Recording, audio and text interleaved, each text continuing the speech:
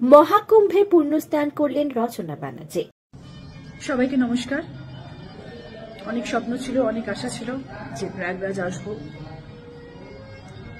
এবং আজকে বসন্ত পঞ্চমী সরস্বতী পুজো আমাদের আজকে এই শুভ দিনে গঙ্গায় যাব এবং সেই আশা স্বপ্ন পূরণ করার জন্য এখানে আসা। আপনাদের সবাইকে স্বাগত সিনে গসিপে। দিদি নাম্বার 1 রচনা ব্যানার্জি পৌঁছে গিয়েছিলেন প্রয়াগরাজ। সেখানকার নানান মুহূর্ত ভাগ করেছেন অভিনেত্রী। মহাকুম্ভে পৌঁছে পুণ্যস্নান করেন অভিনেত্রী রচনা ব্যানার্জি।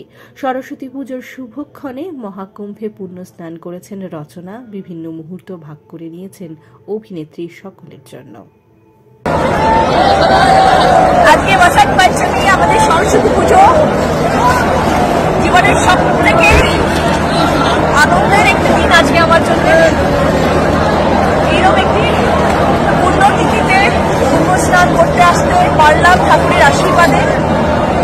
ঠাকুরের আশীর্বাদ সেটা সম্ভব নয়, বিশ্বাস করুন। কোটি কোটি মানুষ এখানে আসতে পারছেন, আসছেন, এবং যারা আসছেন তারা জানেন যে এখানে ঠাকুরের ডাক ছাড়া আসা যায় না, এবং আমার ঠাকুর সেই ভরসা দিয়ে পাঠিয়েছেন। এবং আজকে আমি সঙ্গমে, গঙ্গা যমুনা সরস্বতীর সঙ্গম, এখানে এই সঙ্গমে আজকে আমি ডুবকি মারলাম, বাবার জন্য তর্পণ করলাম, সবকিছু করলাম এবং অত্যন্ত খুশি মনে আমি কিন্তু আমার কলকাতায় ফেরত যাবো আপনাদের সকলের কাছে।